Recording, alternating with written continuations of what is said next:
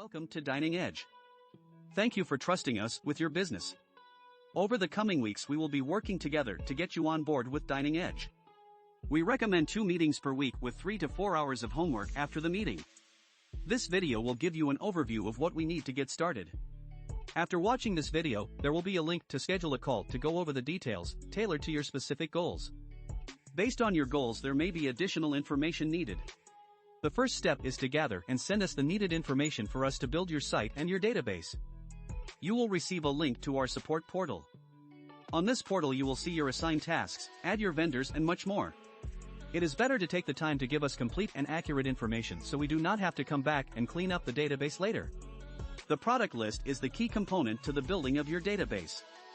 This is a list of all products that you want to manage through DiningEdge. It should include product name, standard unit of measure, category, primary storage and price per unit. The product name is the name you refer to it as. It should not be the vendor's name for the product. The best way to think about it is, when you ask an employee to get you something, what do you call it? Example, if you ask an employee for medium gloves, do you say, "Can you get me medium gloves?" Or do you say, "Can you get me latex-free, powdered medium gloves?" The name should not include the brand name unless the brand is important to you. Example, if you only use Hellmann's mayo, then you may want the product name to say Mayo Hellmann's. The name should include the size if you have multiple sizes. Example, ketchup Volpack, ketchup number 10 can, ketchup PC. Keep in mind that all of the reports are alphabetized by category, alphabetized by product name, so if you want all of your ketchup products to be together on the report, then the name should start with ketchup. The category is used for filtering the grid, filtering reports and grouping on reports. It is also used for accounting integration. Typical categories will include dairy, meat, poultry, dry goods, produce, paper, chemical, liquor, beer and wine. You can have as many categories as you would like and they are all specific for your company. Keep in mind that they will be alphabetized on reports, so if you are planning on using the system for both food and beverage, you may want to add the word food and bar before the category name. Example, food-dairy, food-produce, bar-wine, bar-liquor. The standard unit of measure is the unit that you want to manage this product by. It should be the lowest common denominator. DiningEdge uses the following units of measure: ounce, pound, milogram, gram, kilogram, fluid ounce, pint, quart, gallon, millimeter, liter, 750 millimeter, and unit. The standard unit of measure, unit, should be used whenever a product does not fit into the previous list. It is recommended to include the type of unit in the description whenever you use unit. Example, if you want to manage eggs by the dozen, the unit of measure will be unit and dozen should be included in the product name. Whenever a product is priced by the pound from the vendor, the unit of measure should be pound. Examples of this are chicken, beef and fish. Produce is one of the most confusing units as many vendors pack it differently. Keep in mind how you buy it and what the lowest common denominator is. The next section is the primary storage. Primary storage is used for filtering the grid as well as counting inventory. It is the location in the restaurant that you look at when placing an order to ensure you have enough of the product. Examples, cooler, freezer, dry storage, and liquor room. The last section is price. We only need this if you are planning on counting inventory through DiningEdge. The price should be the price for the standard unit of measure. The last thing to keep in mind is that the sequence of the grid will be in the sequence that you give us the list.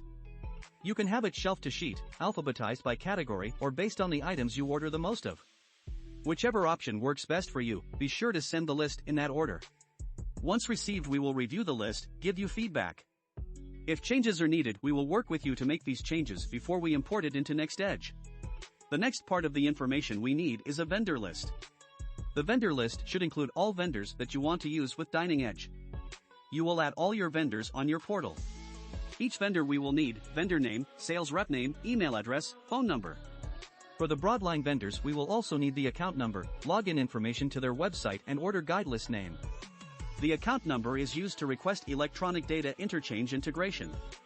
We need this so that we can send the orders directly to their online portals. The process for EDI integration is different by vendor and will be reviewed with you during our first meeting. There are 3 types of vendors.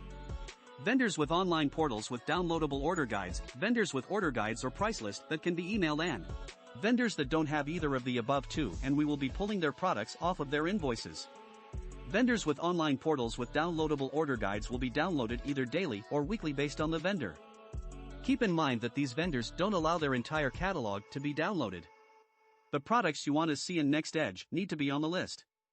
Get with your sales rep to go over how to consolidate and edit the lists.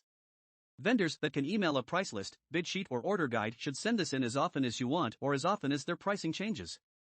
You will be given an email address for the order guide to go to, and it will be automatically imported into the software. The order guide must include product code, product description, pack and size, and a price. The order guide should be in Excel or a readable PDF. If the vendor does not have an order guide, we can create a template for them to update weekly and email it in. The last type of vendor is a vendor that you will not be comparing or that does not change their pricing. We will import the products from their invoice. In this case, send us 3 to 5 invoices that make up at least 80% of the products that you purchase from that vendor. You can add all information to your portal and complete your tasks. Once we receive all of your information, we will build your database. We ask for 3 days from when we receive the last of your information to schedule training. Your next step is to schedule a kickoff call. Click the link at the end of this video and pick a time that works for you. Look forward to working with you.